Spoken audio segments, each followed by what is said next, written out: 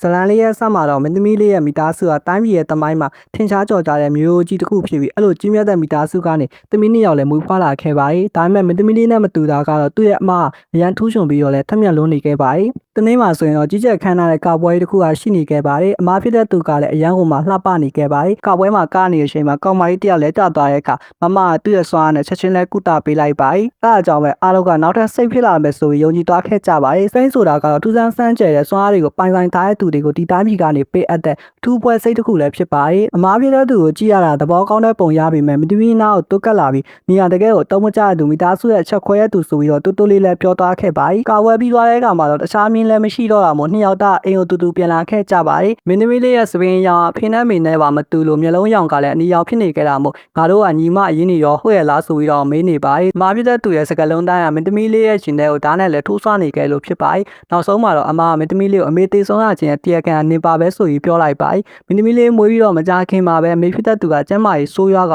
ကွယ်လွန်သွားခဲ့တာမို့အမေကိုလုံးဝလည်းမမြင်ဖူးခဲ့ပါဘူး။အိမ်ကိုရောက်တဲ့အခါမှာတော့အဖေဖြစ်တဲ့သူကစောင့်နေခဲ့ပါတယ်။ဘင်းကြီးကိုယ်တိုင်ကလာတွေ့ခဲ့တာဖြစ်ပြီးဒီကင်းဆရာရှိုးချက်တစ်ခုကဘင်းကြီးကမင်းသမီးလေးကိုအစားရှိမရှိလို့လည်းတမ်းမေးလိုက်ပါတယ်။အကြောင်းကတော့တခြားတိုင်းပြည်နဲ့ပြုလုပ်ထားခဲ့တဲ့သဘောတူညီချက်မကြခင်ကုံဆုံးတော့မှဖြစ်ပေမဲ့ရှင်နေဒီကတော့တိတ်ပြီးတော့လည်းမကောင်းပါဘူး။အဲ့ဒါအပြင်တရားရောက်ကတက်ချက်ကိုစော်ကားခဲ့တာကြောင့်ပုံမှန်ဆိုရင်ပြစ်ဒဏ်ခံရမှာဖြစ်ပေမဲ့ရှင်နေဒီကိုမဆိုးဝါးစေစင်တာကြောင့်တလမာတယောက်ပဲလွှတ်လိုက်ပါတယ်။ဒါပေမဲ့သူတို့ဘက်ကဒုတိယမင်းသားနဲ့လက်ထပ်ဖို့တောင်းဆိုလာခဲ့ကြပါတယ်။အဲ့ဒီမင်းသားလေးကတခြားတိုင်းပြည်ရဲ့စစ်တပ်ကိုတည်ထောင်တဲ့တံမိုးကြီးဖြစ်ပြီးဒါတိုင်းမှာလည်းထူးချွန်ထက်မြက်ပါတယ်။ဒါပေမဲ့အခုလိုထူးချွန်ထက်မြက်နေပဲဘသူကမှသူ့ကိုသူရဲကောင်းလို့မခေါ်ခဲ့ကြပါဘူး။ဘာလို့လဲဆိုတော့ဘသူ့ကိုမဆိုတက်ဖြတ်ဖို့ဝန်မလေးတဲ့ရက်ဆက်ကျန်းကျုပ်တဲ့သူတယောက်ဖြစ်ပြီးဖီဂျိုတွေကတော့မှကြောက်ရွံ့ကြရပါတယ်။နောက်ရက်နန်းငယ်တွင်မှာပဲမင်းသားလေးအတွက်ဒိုတမီတယောက်ရွေးချယ်ပေးကြတော့မှလည်းဖြစ်ပါတယ်။မင်းသမီးလေးကယ်ယိုလိုင်းရဲ့အမားကတော့စိတ်ဖြစ်လာမှဖြစ်တာကြောင့်ရွေးလို့လည်းမရပါဘူး။ဘင်းကြီးကကယ်ယိုလိုင်းကိုရီစားရှိရတာလို့နောက်တစ်ချိန်မေးလိုက်တဲ့အခါမှာတကယ်ပဲရီစားမရှိကြောင်းလည်းပြောပြလိုက်ပါတယ်။အရာအလုံးစင်တင်ဖြစ်သွားခဲ့တဲ့အခါ3ရက်တွင်တခြားသားမိကိုထွက်ခွာတော့မှဖြစ်ပါတယ်။စိုးရိမ်နေခဲ့တဲ့ဖေဖေတဲ့သူကမင်းသားနဲ့လက်ထက်ရမှာကိုနောင်တရနေလားဆိုပြီးသိရှင်နေမိပါတယ်။တိုင်းမိတွေဒါစစ်ပွဲမဖြစ်အောင်ဆိုပြီးမိမိရဲ့ချစ်လားဆိုတော့သမီးလေးကိုဆက်တာတာကိုတော့အဖေဖြစ်တဲ့သူကလည်းလက်ပိုက်ပြီးတော့ကြည့်မနေနိုင်ခဲ့ပါဘူး။တကယ်တမ်းမှာဆိုရင်မင်းသမီးလေးကယ်ယိုလိုင်းကအဖေကသူ့ကိုမချစ်ဘူးလို့လည်းထင်နေခဲ့တာဖြစ်ပါတယ်။တိုင်းမိနဲ့မိသားစုအတွက်သုံးဝင်တဲ့သူဖြစ်ခွင့်ရတာကိုပဲမင်းသမီးလေးကကျဉ်းနှံ့နေခဲ့ပြီး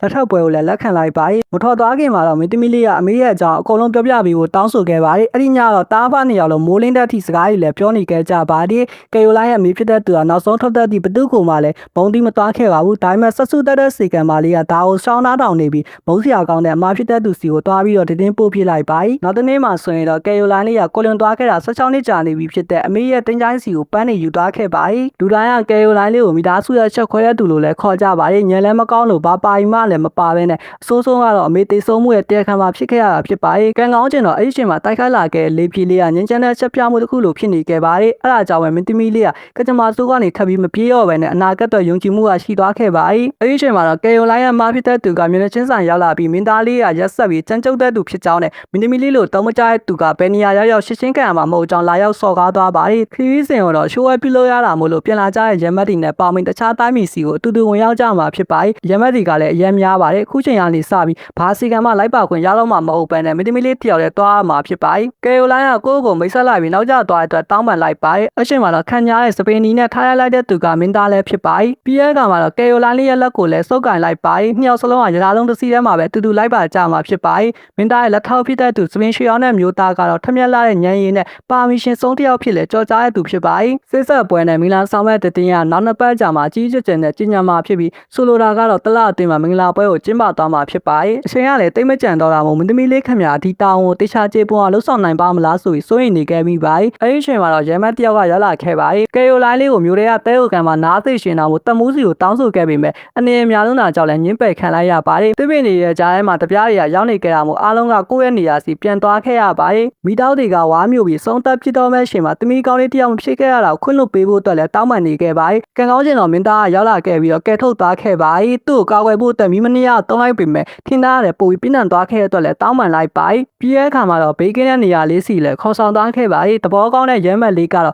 ပြင်းထန်စွာဒဏ်ရာရရှိထားခဲ့တာမို့ကဲတင်မှုဆိုတာကလည်းမလွယ်ကူတော့ပါဘူး။ကယ်ယိုလိုင်းလေးအနေနဲ့ကာကွယ်ရေးသားစစ်စွားတွေပါရှိနေခဲ့တဲလေးထဲမှာလည်းစောင့်ဆိုင်နေရမှာဖြစ်ပါတယ်။ရဲမက်လေးတက်ချမ်းသာ ရစီပေးဖို့အတွက်ဆူတောင်းပေးလိုက်တဲ့အခါမှာမယုံကြည်နိုင်စရာကောင်းလောက်အောင်ပဲကုသရေးစွမ်းအားတွေထွက်ပေါ်လာပြီးရဲမက်လေးကတက်တာသွားစေခဲ့ပါ၏ရှင်နေရငိမ့်တက်သွားတဲ့အခါလက်ထောက်ဖြစ်တဲ့သူကရဲမက်လေးကိုဆော့ချောက်ပေးခဲ့တာကြောင့်တရုတ်တင်ကြောင်ပြောနေပါ၏မင်းသမီးလေးကိုစာဖန်ပေါင်းဝေါမှာကြီးပင်းလာခဲ့မျိုးစားသမီးလေးကိုထင်ခဲ့ကြောင်းမှပြောလိုက်ပါ၏ကြံရှိနေခဲ့တဲ့တပြားတွေကိုတော့မျိုးတော်စီကိုခေါ်ဆောင်သွားမှာဖြစ်ပါ၏တရားရခဲ့တဲ့ရဲမက်တွေလည်းတက်တာသွားပြီဖြစ်ပေမဲ့သွေးအများကြီးကထောထားခဲ့တာမို့ရထားလုံးပေါ်မှာပဲလိုက်ပါစေပြီးမင်းသမီးလေးကိုတော့မြင်းပေါ်မှာလည်းတဲဆောင်သွားမှာဖြစ်ပါ၏ထူးဆန်းတဲ့ຢာတစ်ခုကမင်းသားအမီစွမ်းတွေရှန်တော့လာခဲ့တဲ့အကြောင်းရထားအလုံးတွေကလည်းပျက်စီးသွားခဲ့ပါ၏မကြာခင်မှာပဲနယ်ဆက်ကိုဖျက်ကျော်လာပြီးတော့မျိုးတော်စီကိုရောက်လာခဲ့ကြပါ၏အဲ့ဒီအချိန်မှာတော့ရဲမက်လေးကပြေဝပြန်လဲတက်တာလာခဲ့ပြီးမို့ရထားလုံးစီလည်းပြန်သွားခဲ့ပါ၏ကယ်ရိုလိုင်းနဲ့မင်းသားရဲ့ကြားထဲမှာတော့စကားပြောဆိုမှုတွေကတော်တော်လေးကိုအေးဆက်နေခဲ့ပါ၏လက်ရှိဘီရင်ကြီးကအတန်မာဆုံးဒါလမာဖြစ်လဲကြော်ကြားလို့မီစွမ်းတဲ့ပုံမမြင်မာတဲ့မိုးချိုးစွမ်းကိုထိန်းချုပ်နိုင်တဲ့သူဖြစ်ကရန်သူများစွာလည်းရှင်မုန်းခဲ့တဲ့သူဖြစ်ပါ၏မိဖုရားကြီးကတော့ဒီကဘာမှာတွေ့ရခဲ့တဲ့ရေခဲစွမ်းကိုတုံးပြနိုင်ပါ၏ဘီရင်ကြီးနဲ့မိဖုရားတို့ကတားဖြစ်တဲ့သူရဲ့အနာဂတ်စင်ကြီးလောင်းလေးကိုတေချာလဲကြည့်ချင်နေကြပါ၏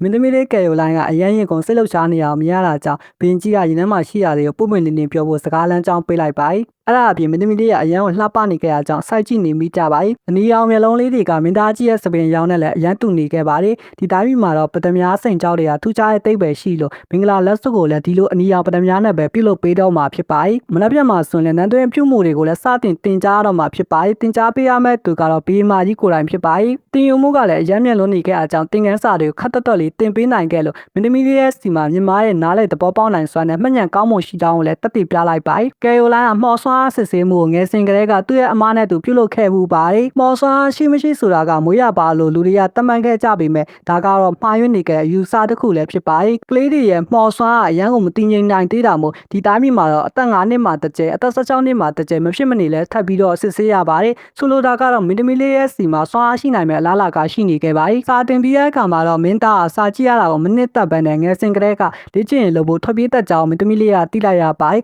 အဲ့ဒီအချိန်မှာပဲလှုပ်ကြံတဲ့သူတွေကမင်းသမီးလေးကိုတပ်ဖြတ်ဖို့ကြိုးစားလာခဲ့ကြပေမဲ့ကာကွယ်လိုက်နိုင်ပါ၏ဒီကြားထဲမှာမင်းသမီးလေးရဲ့စီကိုအဖေဖြစ်တဲ့သူစီကနေစာဆောင်ရောက်လာခဲ့ပါ၏ကယ်ရိုလိုင်းလေးထောက်ကောက်သွားပြီးကလေးကတားမိမှာတော့တင်းဆိုးတွေကြီးပဲဖြစ်ပေါ်နေခဲ့ပါ၏တီးရန်တွေရိတ်သိမ်းချင်ရနောက်ကျနေခဲ့လို့အချိန်တူသွင်းမှလည်းမိစ္ဆာလေးရဲ့တိုက်ခိုက်မှုက10ချိန်မကလည်းကြုံတွေ့ခဲ့ရပါတယ်ပုံမှန်ဆိုရင်တော့စိတ်ရမော်ဆွမ်းကဒါတွေကိုတားဆီးပေးရမှာဖြစ်ပေမဲ့အဆိုးဆုံးကတော့ကက်ရောဂါပါကြားရောက်နေခဲ့ပါ၏ကယ်ရိုလိုင်းရဲ့အမကသူ့ရဲ့မော်ဆွမ်းတွေကဘာလို့အားနဲ့သွားခဲ့ရလဲကုသရေးစွမ်းအားတွေကပါဘာလို့ပိုဆိုးသွားရလဲဆိုတာနားမလည်နိုင်အောင်ဖြစ်နေခဲ့ပါ၏အဲ့ဒါအပြင်စိမ့်စာမွေးဝဲစစ်ဆေးမှုကမကြာခင်ရောက်ရှိလာတော့မှဖြစ်တာမို့အာယုံလက်ဆိုင်ထားတော့မှဖြစ်ပါ၏ဖေဖြစ်တဲ့သူကပွဲတော်မှာမင်းသမီးလေးနဲ့တွေ့ဆုံရတော့မှဖြစ်ပြီးအချိန်ကြီးကကိုလွန်သွားပြီးတဲ့အခါပွဲတော်ကျင်းပမဲ့နေ့ရက်ကိုရောက်ရှိလာခဲ့ပါပြီပွဲတော်ထဲမှာတော့မင်းသားရဲ့အကိုတော်ကရောက်လာခဲ့ပါ၏အရန်ကိုချောတဲ့သူဖြစ်ပြီးအမျိုးသမီးအများစုကလည်းသူ့ကိုလည်းပို့ပြီးတော့သဘောကျပါတယ်ဘင်းကြီးနဲ့မိဖုရားတို့ကရောက်ပါလာပြီးနှစ်ယောက်စလုံးရဲ့စစ်ဆက်ပွဲကိုတရားဝင်လက်ကျင်းလာခဲ့ပြီးတော့ဒီလိုနဲ့ပဲနှစ်နိုင်ငံကြားအတင်းရဲ့အေးချမ်းမှုကရရှိသွားခဲ့ပါ၏မင်းသားရဲ့ကိုကလည်းညီတော်ရဲ့တူသမီးလောင်းလေးကဒီလောက်လှပနေအောင်မရတာကြောင့်ဝမ်းမြောက်နေခဲ့ပါ၏ကျမကြီးတက်တာလာခဲ့ဆိုပေမဲ့ယောဂအပြည့်အဝမပြောက်ကင်းသေးတဲ့အတွက်ဒီတိုင်းဆက်ဖြစ်နေတော့အသက်ရှိရှိနေရမယ်မင်းသားလည်းမဟုတ်ပါဘူးဂဒီပေးထားခဲ့တဲ့အတိုင်းကယ်ရိုလိုင်းရဲ့ဖိဖြစ်တဲ့သူကလာရောက်တွေ့ဆုံခဲ့ပါတယ်။သမီးဖြစ်တဲ့သူမှာကောင်းမွန်တဲ့အမျိုးသားနဲ့ကြုံတွေ့ခဲ့ရတာကြောင့်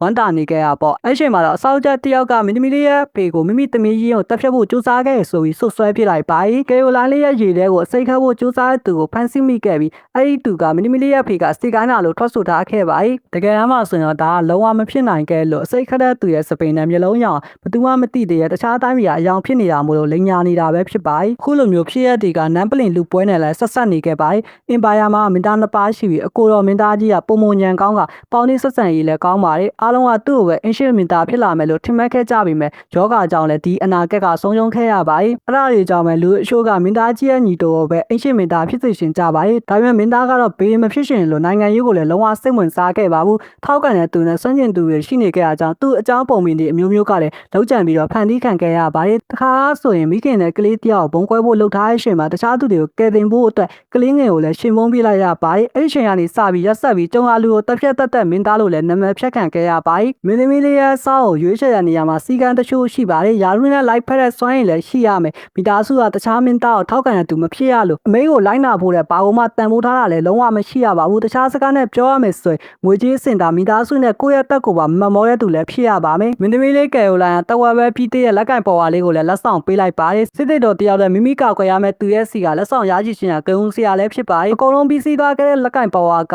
တာဝန်ကျင်မှုတော့ကျေးဇူးတင်ခြင်းကိုဖော်ပြနေပြီးတော့မပြီးသေးတဲ့လက်ကင်ပေါ်ဝါကတော့အတွေ့အကြုံမရှိသေးပေမဲ့ကြီးမားတဲ့မျှော်လင့်ချက်တွေရှိနေသေးကြောင်းလည်းဖော်ပြထားတာဖြစ်ပါတယ်နောက်တစ်ခါမှဆိုရင်တော့မင်္ဂလာဝတ်ဆောင်စံဝန်းကြီးတဲ့အခါမှာခါအတိုင်းတာထင်ရတဲ့ပို့ပြီးတင်းနေကြရမို့ကွက်တီးဖြစ်အောင်လည်းပြန်ပြေးပေးနေရပါတယ်မင်းသားလေးကမင်းသမီးလေးရဲ့လှပလွန်တဲ့ရုပ်ရည်ကြောင့်ခဏတာလည်းငေးမောသွားခဲ့ရပါတယ်မကြာခင်မှာတော့မင်္ဂလာပွဲကျင်းပမဲ့ချိန်ကိုလည်းရောက်ရှိလာခဲ့ပါပြီမင်္ဂလာပွဲလေးရလည်းအရန်ကိုပြည့်စုံပြီးအိမ်မဆဆန်နဲ့ပဲပြီးဆုံးသွားခဲ့ပါတယ်မင်းသမီးလေးတို့စင်မကောင်းစရာတစ်ခုတည်းကတော့သူ့ရဲ့ဖေကတတ်မလာနိုင်ခဲ့ပါဘူးဂရီတစ္ဆာပြူပြီးတဲ့အခါမှာလက်စွပ်ချင်းကိုလဲလိုက်ကြပြီးတော့ပထမဆုံးအနေနဲ့နန်းရှိုက်လိုက်ကြပါတယ်အဲ့ဒီနေ့ကနေစလို့နန်းတော်ကမင်းသမီးလေးရဲ့စံရင်တော်လည်းဖြစ်သွားခဲ့ပါပြီမင်္ဂလာဆောင်ပြီး3ရက်ကြာမှာတော့ဟန်နီမွန်ခီးသွားမှာဖြစ်လို့ခီးစဉ်ကတော့မျိုးစားကြီးရဲ့စံအိမ်မှာတပတ်ကြာကုံစောမှာဖြစ်ပြီးတယ်လီဖုန်းနဲ့လည်းတွားကြမှာဖြစ်ပါတယ်ဒီနေရာမှာထူးဆန်းနေကြတာကအဲ့ဒီမျိုးစားကြီးကအစေကံမာလေးရဲ့ဖေလည်းဖြစ်နေခဲ့ပါတယ်စေကံမာလေးရဲ့မျက်နှာလေးကဝန်ထမ်းနေတဲ့ရဲရောင်တွေကိုမင်းသမီးလေးကတီတီပြုတ်ပြီးခဲ့ပြီမဲ့စိတ်ကူးစရာမလိုကြောင်းအေးဆေးပြောပြခဲ့ပါတယ်မျိုးစားကြီးရဲ့စံကိုရောက်ရှိသွားတဲ့အခါစံရချင်းမြောက်ဘက်မှာအလှပဆုံးလို့ကြော်ကြားတဲ့အတိုင်းလည်းအရန်ကုန်မှာလည်းလှပပါတယ်မျိုးစားကြီးကဝမ်းတာအားရကျိုးစုပေးမဲ့အစေကံမာလေးကတော့မိခင်ဖြစ်တဲ့သူကိုတွေ့ရတော့မှဝမ်းတာတဲ့ပုံမရမနေခဲ့ပါဘူးမင်းသားကဆွေးနွေးပွဲလုပ်နေတဲ့အချိန်မှာမင်းသမီးလေးကပန်းချန်ထဲမှာနားနေခဲ့ပြီးအဆောင်လေးကိုပါဘေးနားမှာကာကွယ်ဖို့လည်းတာဝန်ပေးထားခဲ့ပါတယ်မင်းသမီးလေးရဲ့ဆောင်းကတခြားမသိရသေးပေမဲ့အစေကံမာလေးကအမားဖြစ်တဲ့သူနဲ့ဆက်ဆံရေးမကောင်းကြောင်းပြောလိုက်တဲ့အချိန်မှာပဲစံရင်တဲ့ကနေအော်ဟေးတဲ့တန်ဒီကကြားနေရပါတယ်ဖေဖြစ်တဲ့သူကတော့အမကိုအခန်းထဲကနေမထွက်ဖို့တားဆီးထားပြီးတော့မိခင်ဖြစ်တဲ့သူစီကိုပြန်ပို့ဖို့လည်းလုပ်နေကြတာဖြစ်ပါတယ်အမားဖြစ်တဲ့သူကဒုတိယသမီးဖြစ်ပြီးတော့အစေကံမာလေးကိုမုန်းတီးလုံးခဲ့တဲ့အကြောင်းထွက်သွားခဲ့တာဖြစ်ပါတယ်စစ်တီတော်ရဲ့အတွက်အရင်မြင့်တဲ့ပစ္စည်းဥစ္စာတွေအများကြီးလိုအပ်ခဲ့ရတဲ့အကြောင်းရင်းရှိပါတယ်မြင့်မြတ်တဲ့နယ်စာအချို့ကအရသားရဲမတ်တွေပါဝင်နေခဲ့စစ်တပ်စီကိုသူတို့ရဲ့ထုတ်ကုန်တွေကိုလည်းမရောက်ရှင်ခဲ့ကြပါဘူးဝယ်ယူမဲ့စာချုပ်ကန့်လန့်ခဲ့ပေမဲ့နယ်စာကြီးကသမီးဖြစ်တဲ့သူနဲ့လက်ထပ်ပေးချင်ခဲ့တာဖြစ်ပါတယ်အဲအကြောင်းပဲပစ္စည်းတွေကိုစစ်တဝက်နဲ့ရောင်းချပေးမဲ့အစားစစ်ဆက်ဝယ်စာချုပ်ကိုလည်းစုပ်ဆိုခဲ့ရပါတယ်အဲဒီကမှတော့မင်းကလေးရဲ့ယူသွမှုကလည်းလုံလုံကဲကဲဖြစ်လာခဲ့ပါတယ်မင်းသားရဲ့ဆိုင်မှာအမြဲလိုရောက်ရှိနေတတ်ပြီးအလုပ်ကိစ္စတွေကိုပါထိခိုက်လာတဲ့အခါမှာတော့မင်းသားကအဲ့ဒီမင်းကလေးကိုပင်လယ်ထဲတောင်မှာပြချချင်တဲ့စိတ်ကပေါက်ခဲ့ရပါတယ်ဒီကိစ္စကြောင့်ပဲညီမနှစ်ယောက်ကြားဆက်ဆံရေးပျက်စီးသွားခဲ့ပြီးတော့အစေကံမာလေးကအမားဖြစ်တဲ့သူနဲ့ဝေးရကိုထောက်ရသွားခဲ့ရတာဖြစ်ပါတယ်လက်ဖက်ရည်တောင်းနေခဲ့တဲ့အချိန်မှာတော့တောအုပ်ထဲမှာမိစ္ဆာရှိနေကြောင်းတင်းရရောက်လာခဲ့ပါတယ်ဒါတစ်ပတ်မှဆိုရင်တော့ကယ်ရိုလိုင်းရဲ့အမကယူတူးမတက်လည်းဖြစ်နေခဲ့ပါပြီမနေ့ကမှဒုတိယအကျမော်စစ်စေးဝဲရှိနေပေမဲ့ရေကိုတောင်မှတက်ဆင်အောင်လည်းမပြုတ်လုံနိုင်သေးပါဘူးမင်းသမီးလေးထွက်သွားပြီးကြတဲ့ကသူ့ရဲ့စွမ်းအားတွေကတင်းတဲ့တင်းလေးလည်းညော်နေလာခဲ့တာဖြစ်ပါတယ်ပွဲတော်မှာဆိုရင်လည်းမင်းသမီးလေးရဲ့မော်စွမ်းအားကထပ်မံစစ်ဆေးရမှာဖြစ်လို့အပိုင်းလေးကလည်းဒီမှာလည်းပြီးဆုံးသွားပါတယ်